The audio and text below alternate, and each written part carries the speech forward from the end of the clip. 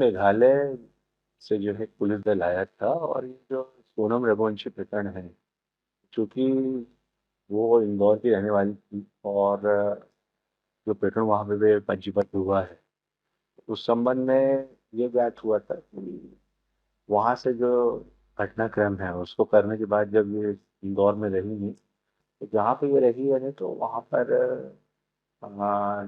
एक जो घर था वो कोई सिरोल जेम्स का था है ना।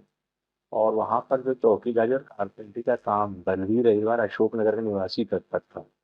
सिरोल जेम्स का बताया जा रहा है कि वो इंदौर में घर लिया हुआ था जहाँ पे ये घटना कारित करने की बात रही थी। तो बलवीर अहिरवार जो है वो उस फ्लैट वगैरह में उसका मूवमेंट हुआ था इनके रहने के बाद नमके। तो उसके संदर्भ में पूछताछ के लिए पुलिस ले गई है वहाँ पे इंदौर। और वो लोग पूरा तस्दीक करेंगे इंदौर में उससे बातचीत करके कि इस संदर्भ में निश्चित रूप से उनके पास जानकारी है और वो जानकारी के आधार पर पूछताछ करना चाहते हैं, ऐसा एसपी अशोकनगर को अवगत कराया गया है। और वो उसको बलवीर अहिरवार जो अशोकनगर का रहने वाला है, कारपेंटरी का काम करता है और सिरोल जेम्स जो मूलतः इंदौर के निवासी हैं, जिसके फ्लैट में सोनम मेघालय से इस घटना को पारित करने की बात रही थी।